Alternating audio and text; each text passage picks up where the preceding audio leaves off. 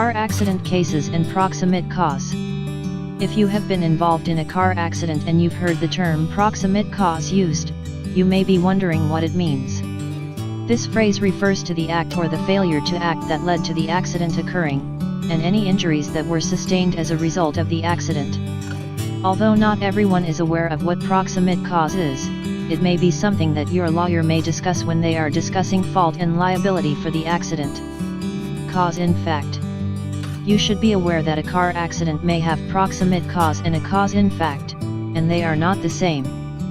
For example, if a vehicle that was being driven next to yours swerves into the lane you were driving in, the vehicle involved is the cause in fact and the proximate cause of your accident and any subsequent injuries.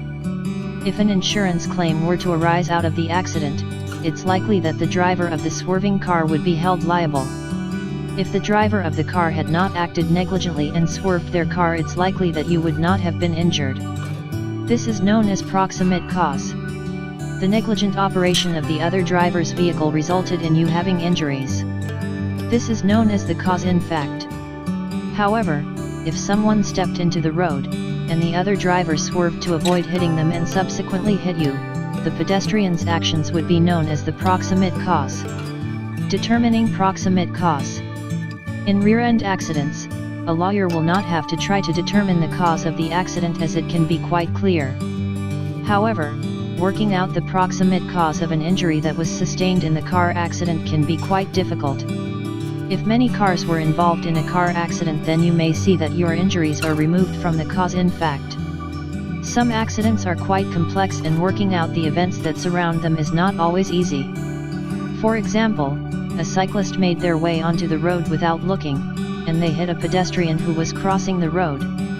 The pedestrian was flung a few feet, and a car had to swerve to avoid them. The swerving car hits another car whose driver was unable to see them because the sun was in their eyes.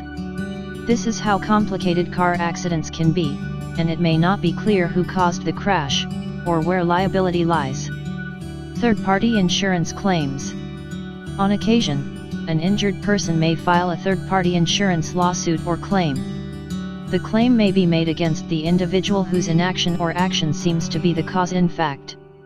A car accident lawyer may also try to determine if there was a proximate cause and whether this was any different to the cause in fact. All of these questions may be resolved through the discovery process and the investigation into the case.